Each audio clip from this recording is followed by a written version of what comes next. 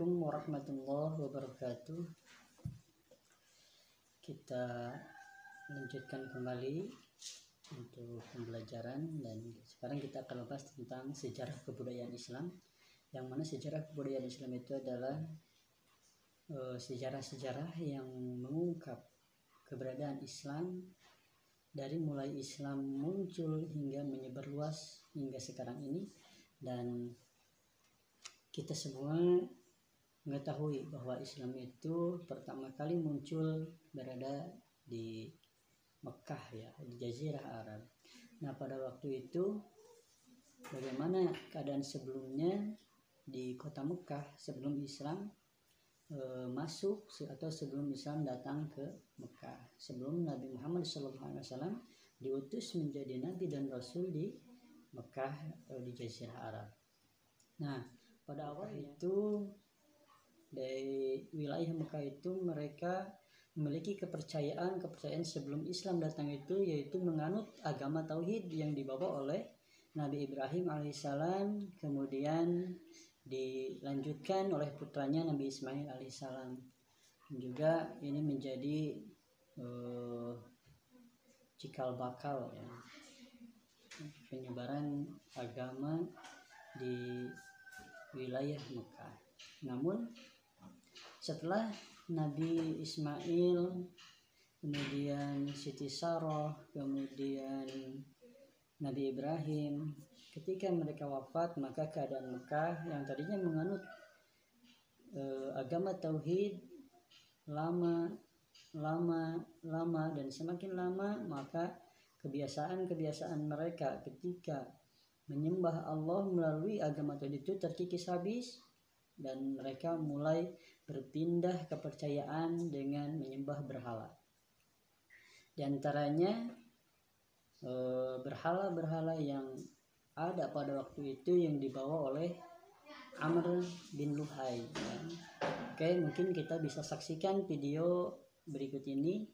Silahkan simak dan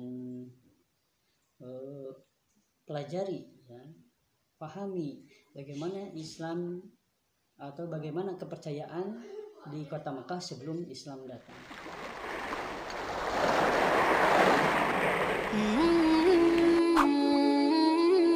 Assalamualaikum warahmatullahi wabarakatuh.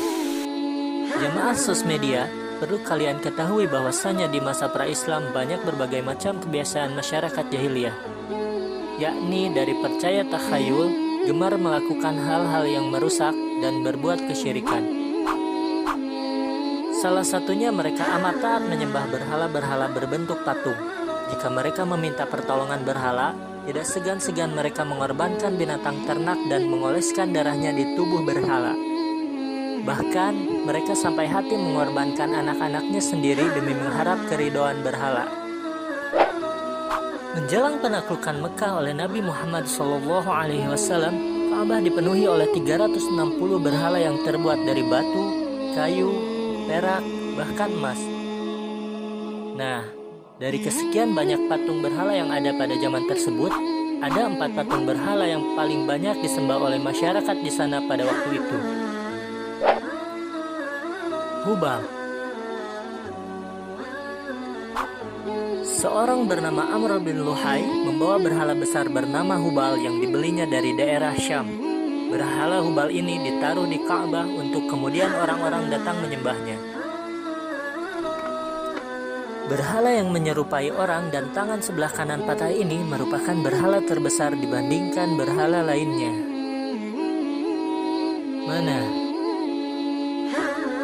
Berhala Manah ini disebutkan di dalam Al-Quran surah An-Najm ayat ke-20 yang artinya,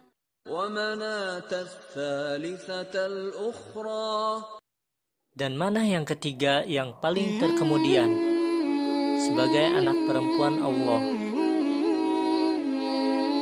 Berhala ini dianggap sebagai anak tertua dari 3 anak Tuhan dan dianggap sebagai istri Hubal. Ada beberapa versi yang mengatakan bahwa Manah ini berhasil dihancurkan oleh Ali bin Abu Thalib.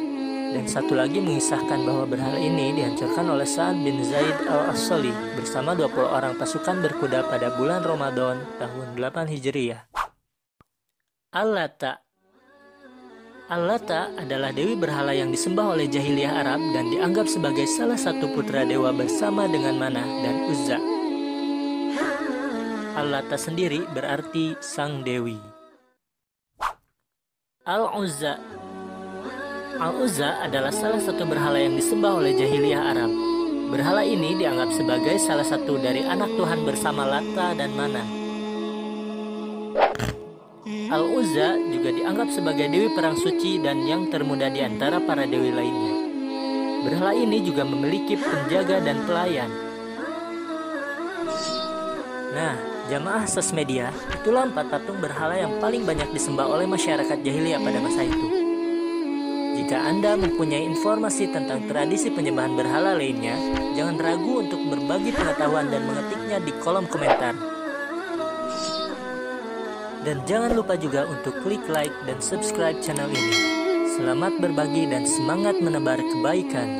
Wallahu a'lam bishawab. Wabillahi taufiq wal hidayah. Wassalamualaikum warahmatullahi wabarakatuh. Itu tadi videonya yang sudah diambil dari channel YouTube yang tertera di sana. Kemudian, nah, bagaimana kondisi sosial masyarakat Mekah, kondisi ekonomi masyarakat Mekah, kemudian kondisi politik masyarakat Mekah pada waktu pra-Islam atau sebelum Islam datang. Di antaranya ketika kondisi sosial ya di masyarakat Mekah itu, pertama, bangsa Arab itu terkenal mereka itu memiliki karakter-karakter yang positif seperti pemberani, kemudian ketahanan fisik yang kuat, ya, kekuatan daya ingat, kemudian hormat, santun terhadap sesama, dan juga memiliki harga diri dan martabat yang tinggi, juga penganut kebebasan, loyalitas yang bagus terhadap pemimpinnya, dan juga pola hidup yang sederhana ya. Juga kebanyakan di antara mereka adalah para penyair atau ahli syair ya, yang mereka itu sangat kental dengan syair-syair pada waktu itu. Nah, jadi pada waktu itu kondisi sosial Mekah sebelum Islam datang seperti itu kurang lebih ya. Adapun lama kelamaan kebiasaan-kebiasaan, kemudian karakter-karakter orang-orang Mekah pada waktu itu terkikis, lama-lama menjadi mereka itu menjadi buruk dengan meminum khamr, berzina, kemudian berjudi, merampok dan lain sebagainya, sehingga pada waktu itu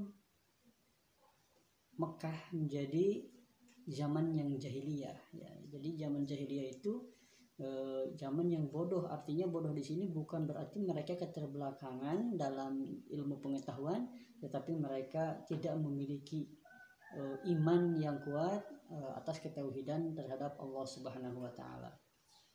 Kemudian kondisi ekonominya seperti apa? Nah, adapun kondisi ekonomi di Mekah itu diantaranya di Mekah itu terbagi 2 bagian ya. Ada yang hidup di pedalaman seperti Arab Badui ya. Kemudian ada yang hidup di perkotaan. Nah, yang di pedalaman kebanyakan mereka itu mencari atau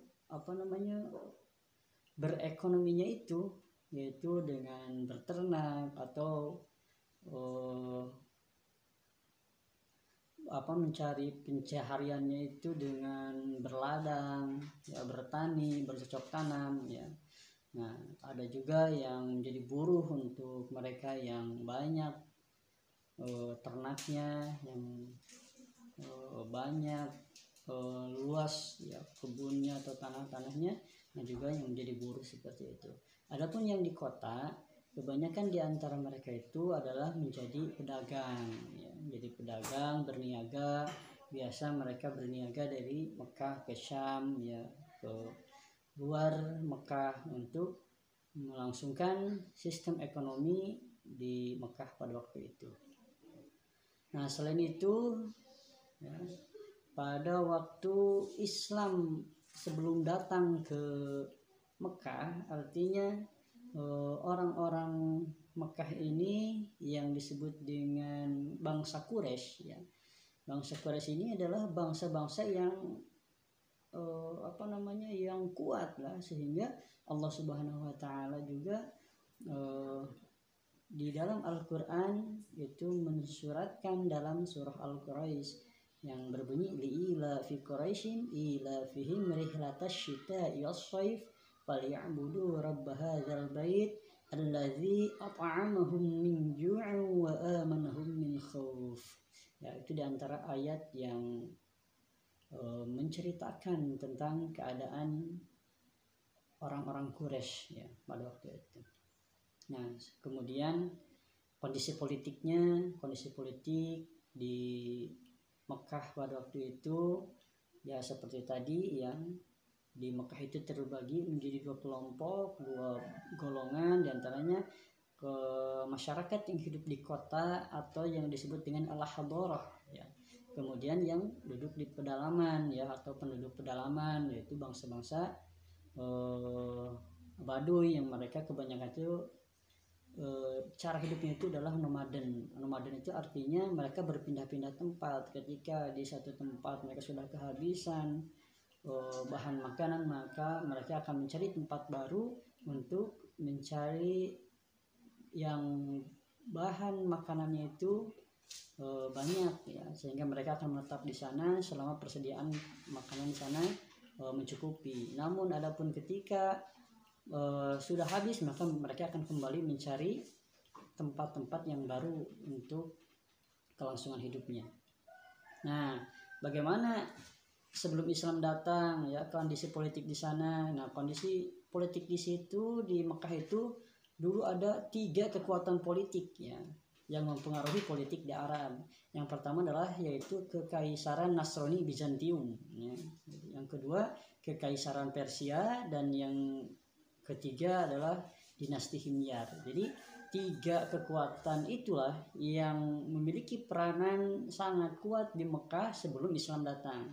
Adapun ketika Islam sudah datang, maka pemerintahan atau politik-politik itu dipegang oleh Islam ya, dipegang oleh Islam ketika Islam sudah berkuasa.